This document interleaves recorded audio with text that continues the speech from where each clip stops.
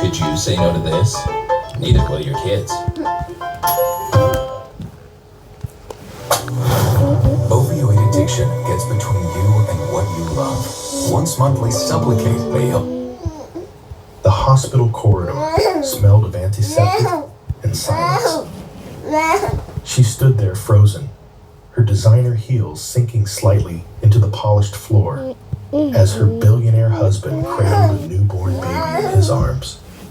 Not hers. The child slept peacefully against his chest. The woman beside him, young, nervous, possessive, tightened her grip on his sleeve.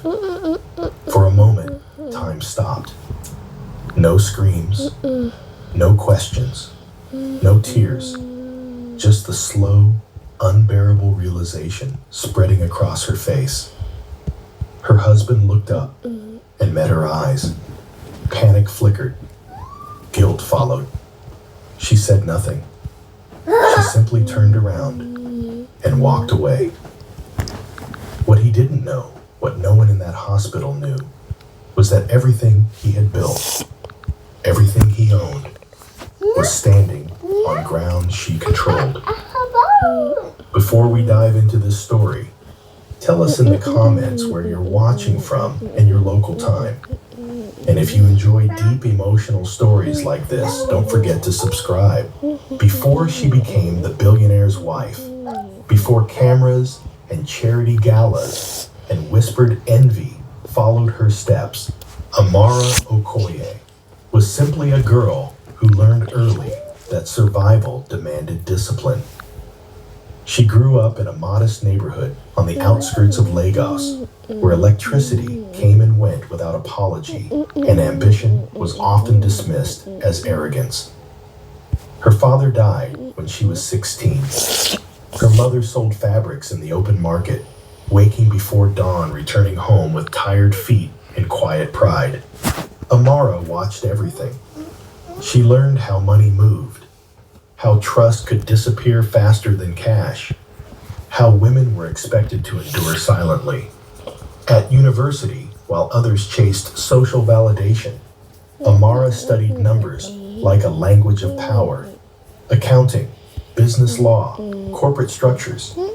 She worked nights tutoring classmates who underestimated her until exam results humbled them. She saved every naira. She invested early, small, careful, patient. By 26, she owned stakes in 2 logistics startups. By 28, she understood something most people never did control. It was not about visibility. It was about structure. That was when she met Darius Kalichi. He was charismatic, tall, magnetic in rooms where men competed for attention. He spoke of vision and legacy, of building something Africa had never seen. He had hunger in his eyes, the kind that could either change a life or consume it. They met at a business networking event in Abuja. Darius was pitching an ambitious infrastructure idea, but his numbers were weak.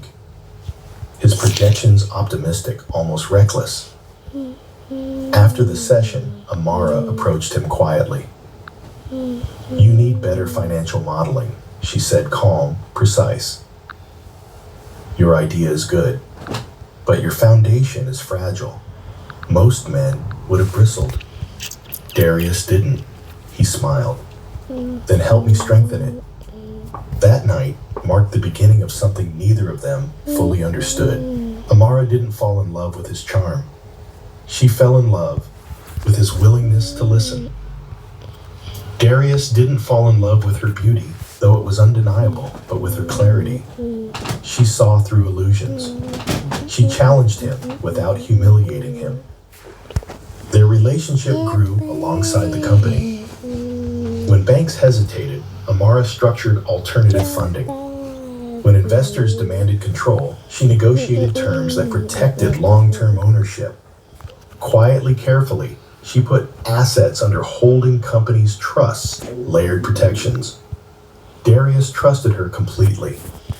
"Just handle it," he would say. "You're better at this than I am." And she did. When they married, it was celebrated as a fairy tale. Newspapers called her the woman who tamed the billionaire.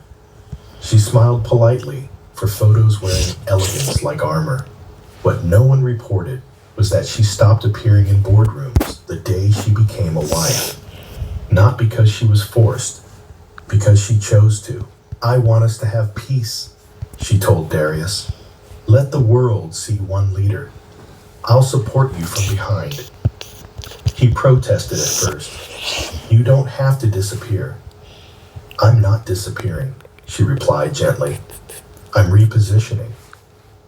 Marriage softened him. Success hardened him. As the company grew, so did Darius's presence in the media. He became a symbol. African excellence, male dominance ambition, fulfilled. People praised his brilliance. Women admired him openly. Men envied him quietly. Amara watched the transformation with careful eyes. At home, she remained the same warm, attentive, supportive. She hosted dinners, remembered names, sent handwritten thank you notes to partners' wives. She listened when Darius vented. She reassured him when pressure tightened his voice. But something subtle began to shift. He stopped asking her opinion. At first it was small, a decision made without consultation, a contract signed hastily. A board meeting she wasn't informed about. You trust me, right? He said once lightly when she raised a concern. I do, she answered. That's why I'm asking. He kissed her forehead. Relax, I've got this. That sentence appeared more often than it should have. At social events, people spoke about her instead of to her. You're so lucky, they said. Your husband is a genius. She smiled. At night alone in her private study, Amara reviewed documents she still had access to. Ownership structures, share distributions, voting rights. She hadn't touched them in years, but they remained intact. She wasn't suspicious yet. She was patient, but patience did not mean blindness. People come. She noticed how Darius started staying out late, how his phone angled away when messages came in, how he grew irritated when she asked simple questions. You're overthinking, he said once, sharper than usual. Why can't you just enjoy the life we've built? The irony cut deep. She thought, we built this. Yet she said nothing. Amara believed marriage was not a battlefield, it was a covenant. And covenants deserved grace before judgment. What she didn't know was that while she was protecting peace, someone else was studying weakness. While she was preserving silence, someone else was whispering desire. And while she trusted love to anchor loyalty, pride was quietly rewriting the rules of her marriage. Still on the surface, everything looked perfect. The